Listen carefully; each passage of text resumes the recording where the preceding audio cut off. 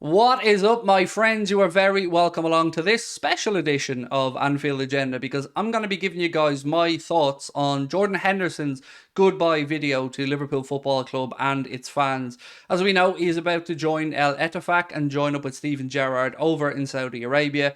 He did release the video today on his Instagram account. If you haven't had a watch of it, you know where to go and look for it. But before I get stuck into it, a couple of bits of housekeeping as always. As you can see on the screen, we are now 9 days away from Anfield Agenda's first and only live show of this year in Dublin, August the 4th at the Sugar Club.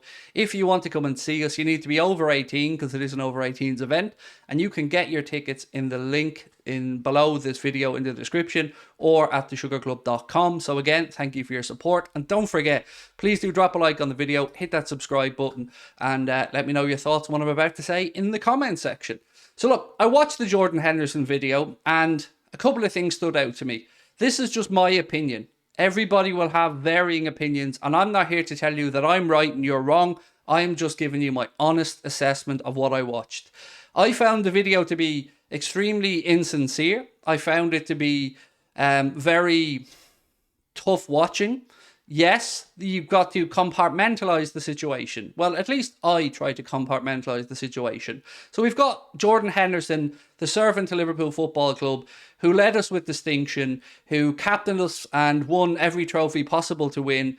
And for that, I am always going to be eternally grateful to Jordan Henderson. I've said it many, many times.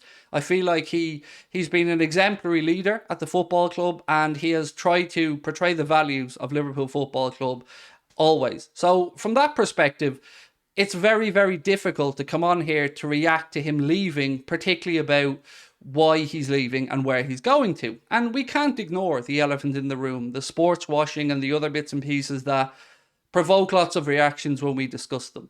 But looking at the video, I found it to be very fake and insincere. Now, I don't know how comfortable Jordan Henderson is doing these type of things, but if it's a scripted thing, and it clearly is, you can hear that he's reading from a script. I just feel if it's your real words, if it's your genuine, heartfelt emotions about how you want to recap your time at Liverpool Football Club, you don't need the script. You have bullet points and your memories and your own thoughts. And yes, it might take you a few attempts to say it, but I felt that this was a very PR scripted, badly written, very badly read goodbye video from Jordan Henderson. I'm confused about a few other things as well. Maybe I'm naive on this one, but I don't like to see my captain, while still employed by Liverpool Football Club, overtraining with his new club. I don't like to see Liverpool's captain putting out a goodbye video, all before the club have even announced his departure. Now, Liverpool once again today changed their header on their Twitter to the LGBTQ plus header that they use, and I can't help but feel that's a dig at Jordan Henderson. Cop Out, Liverpool's LGBTQ plus supporters group, have today again put out a statement, and they question Jordan Henderson's allyship to the whole thing, and was he sincere? Truth is, only Jordan Henderson knows the answer to those questions.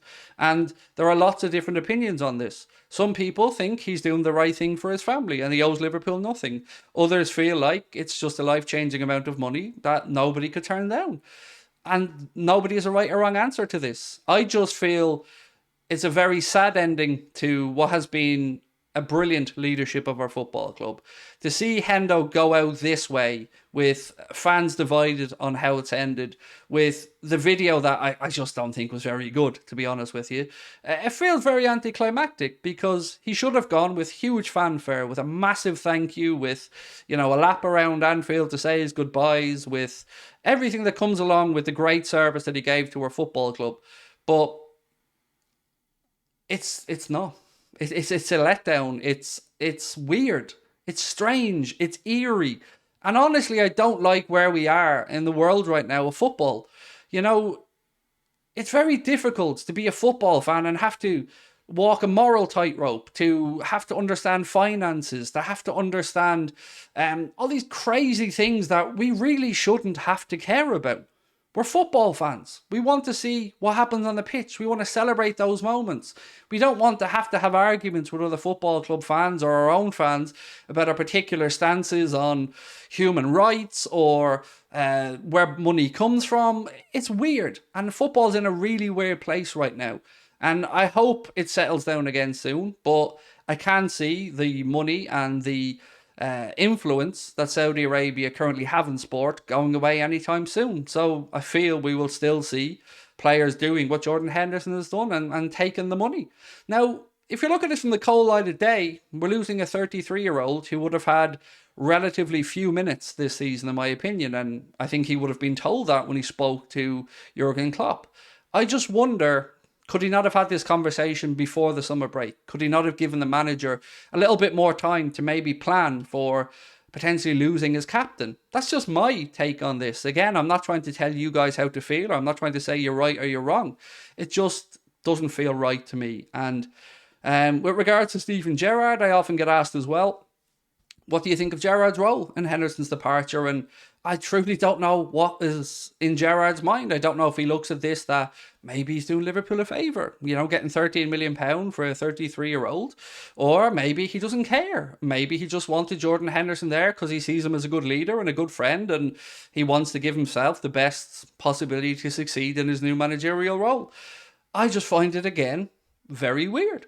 On Fabinho, by the way, it looks like that deal is edging closer to happening. I think the payment structure was the problem, according to the journalist today, and it looks like that deal will now move along. Also, Romeo Lavia, I'd mentioned previously that we will go back in, and I think that the offer that's about to go in, or maybe it's already gone in, is one that I think Southampton will have to seriously consider. They want £50 million. I think we're going to offer 40 plus 5 in add-ons, and you're in the realms of close enough to probably get it done, in my humble opinion. After that, it's going to be down to, do we bring in another midfielder? Because we can't ignore the elephant in the room, the lack of experience in that midfield. If you bring in a 19-year-old DM, you've got Bajcetic as well. McAllister, who, yes, he's quite experienced at 23, 24. And Dominic Szoboszlai, who's just moving to a new league. You add to that Curtis Jones and Harvey Elliott. And it's fair to wonder if, in the big moments this season, we will have the experience required. I'm trying to be upbeat. I'm trying to be positive. And to get it back to Jordan Henderson, I am trying to compartmentalise, like I said. I personally feel disgusted by what Henderson has done, but that's just my own take on it. I'm not trying to force my will onto you guys. It's just a sad state of affairs, and I wish it had ended differently for Henderson at Liverpool. I really do. But this is life, my friends, and I'm looking forward to reading your thoughts on the situation, how you feel about it. Another little note for you guys, maybe you aren't aware, but Liverpool have had to delay the opening of the upper part of the Annie Road end till October. We were expecting to have the full 61,000 in for the game against Bournemouth, the first home game of the season, but the club announced today that has had to be pushed back. And look, it's understandable. These massive building projects are complicated, and this one apparently was a very complicated build. So yeah, look, we'll leave it to the club, and I'm sure when it's unveiled and when it's ready, it'll be magnificent, and we will have an incredible atmosphere at Anfield. So look, that is it for me tonight. Looking forward to reading your thoughts on the Henderson situation. How did you view that goodbye video that he released today? And are you like me and finding it a little bit weird that he released the video before the club had even said he's gone? I don't know. Maybe it's just me. Over to you guys. Look forward to catching up with you soon. Take care. Bye-bye.